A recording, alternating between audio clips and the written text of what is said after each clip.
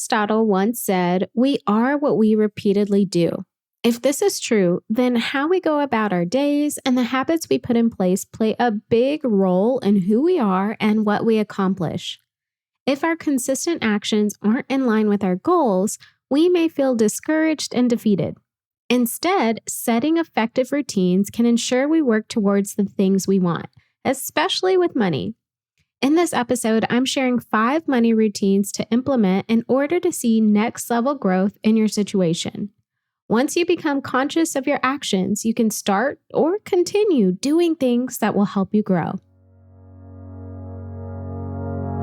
Welcome to the City Girl Savings Podcast. I'm Rhea Reeves, founder and finance coach of City Girl Savings. I turned my life around with budgeting many years ago, and now I'm on a mission to help others do the same. I fully believe that you can enjoy your life on a budget, and this weekly show will focus on the intersection of money and the city girl lifestyle. Join me every week along with some special guests as I share my experiences, advice, and guidance on navigating life and money as an experience-loving millennial.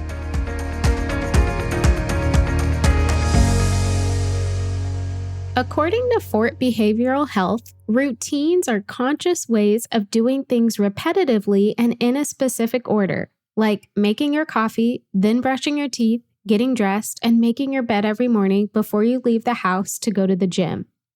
Routines are often made up of many habits or action steps taken towards accomplishing a particular goal. Routines are important because they allow us to take those consistent, repeated action steps until we reach an end result. Routines can help us feel more productive, less stressed, and give us a roadmap for what to do on a regular, consistent basis. And the beauty of routines is that they can be created in every area of your life, including finances. I'm excited to walk you through 5 money routines to implement for next level growth. First money routine, monthly budgeting. This probably isn't a shocker to you. I don't think I will ever stop advocating for budgeting. It's truly the number one thing you can do for financial success. Because budgeting shows you what you can afford to spend and save. It shows you when you can reach your goals. It gives you the freedom to allocate your income how you want. And it allows you to spend without feeling guilty, as long as it's budgeted for, of course. Now, if you need help seeing a budget or budgeting in a positive light, please listen to episode 3 so you can break through that stigma. Establishing a monthly routine around budgeting will be a game changer for you. I recommend leveraging the last day of the month to assess your spending and budget for the current month, and then use that information to help you create your next month's budget. Moving into a new month with a budget already created allows you to start the month with the game plan. Now, if you have never created a budget before or you always struggle with budgeting, download my free monthly budget overview tracker, which I will link to in the show notes to give you a nice guide to get started. Or if you need a little bit more help, let me create a budget plan for you. Creating budgets is my specialty, so I would happily create one for you. I will link to your next steps in the show notes if that is something you're interested in. Next money routine to implement for next level growth is daily spend tracking. Here's the thing. You can set a budget all you want. You can do your monthly budget, but if you are not tracking your spending, how do you truly know if you're following the budget? How will you know if you're sticking to the budget you created if you are not tracking your spending? Now, the good thing is there are a handful of ways you can track your spending. You can physically write your spending in a notebook. You can track via Excel or spreadsheets. You can use apps like Mint, EveryDollar, or YNAB, which is short for You Need a Budget. At the start of the day, I recommend tracking your spending from the previous day. This is what I do. Now, this works if you are a morning person, which I am. So I always start my day or at least begin my work day with tracking my spending from the previous day. If you are more of a night person or you prefer nighttime routines, you can also end your day with tracking your spending for the current day. Go through your bank account and any credit card activity and just track what was spent. A little piece of advice here. To make tracking bearable and the most effective, track every day. The longer you go in between tracking, the more tedious the activity becomes. I tell this to my clients early on, and when they don't listen, they quickly understand why and change their tune. Not only does tracking help you make sure you're actually sticking to the budget, but if you are tracking in real time, you are able to see your spending patterns. And when you know those patterns, you can work to change them. Tracking also allows you to see where your money is going in real time. If you are tracking throughout the month, you're able to see if you are going to be over budget in a particular category or not. If you know you are trending to be over budget, you can course correct. If you know that you have an eyebrow appointment at the end of the month, but it's going to push you over budget and you're really doing your best to stick to the budget, maybe move that appointment to the next month. You wouldn't know that unless you track, though. Tracking also helps you catch questionable charges when they happen. Since you're looking at your spending activity every day, if something doesn't make sense, you're able to catch it quickly and hopefully get it remediated. And then finally, tracking helps you make better spending decisions. When you know that you spent money on a new purse just the other day, you may not be buying another new purse the next day. You can make better decisions with your money because you know what your money is doing. Got a money question you want me to answer on the podcast? I'm starting a new segment on the show called City Girl Solutions, where I answer any questions you have for me. Money, business, life, you name it. Submit your questions at citygirlsavings.com/QA and get your question answered by me in a future episode. And did you know that we have so many free money resources on our blog, Instagram, and TikTok channels? Find us across the internet at City Girl Savings. The next money routine to implement is financial goal setting and check-ins. In episode 50, I shared the importance of setting goals with the results of a Harvard business study.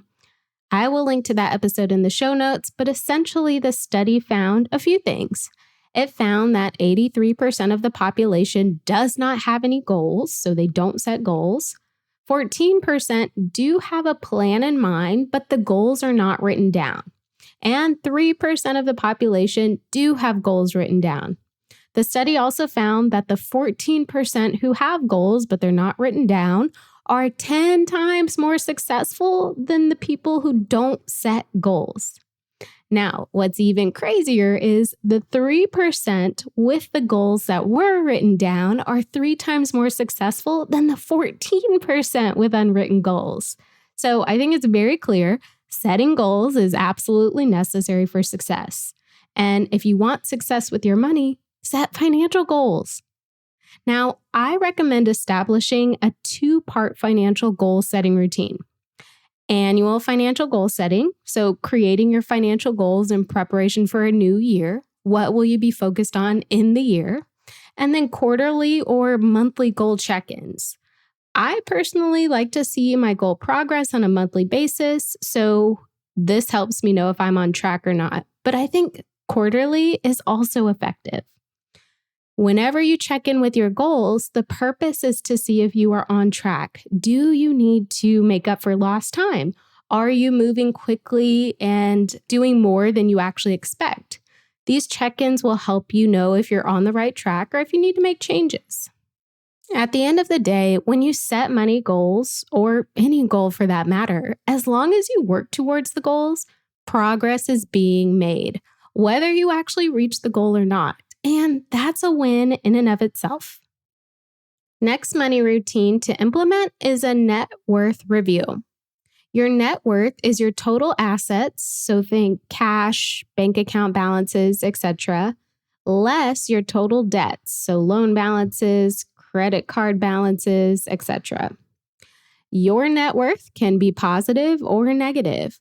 If it's positive, it means you have more assets and less debt. If it's negative, you have more debt and less assets. Your net worth is a great way to pulse check your financial situation at a high level. I had started tracking my spending years before I actually started tracking my net worth. But once I started tracking my net worth, I noticed a few things. First, I noticed that I made significant progress towards my goals. I also noticed I had an enhanced understanding of my finances. It's weird. I was able to really know what actions could trigger changes to my net worth. I was able to think about my situation in a way where I could say, okay, my net worth probably didn't grow as much this month, or I was really good with my money this month, and therefore I should see a spike in my net worth. And I was also able to identify patterns and trends. So the months where holidays were popular or just busy birthday months, my net worth didn't grow as much because I was spending more. Now I track my net worth every single month, and I'd recommend doing this monthly as well. But I think doing it annually can also be effective. So in order to do this monthly, every month, list your total asset balances, your total debt balances, and your net worth for the month. Then take it up a notch and track how it changed up or down from the previous month. This is exactly what I do. And I will say, some months my net worth goes down because I did more spending than I planned to.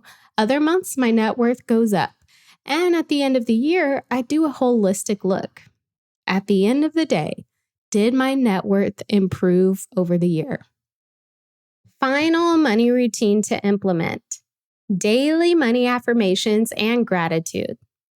Affirmations are statements you wish to be true. So for example, I am a money magnet, or money flows swiftly and easily into my bank account. These are statements that you wish to be true and that you want to believe to be true about your situation.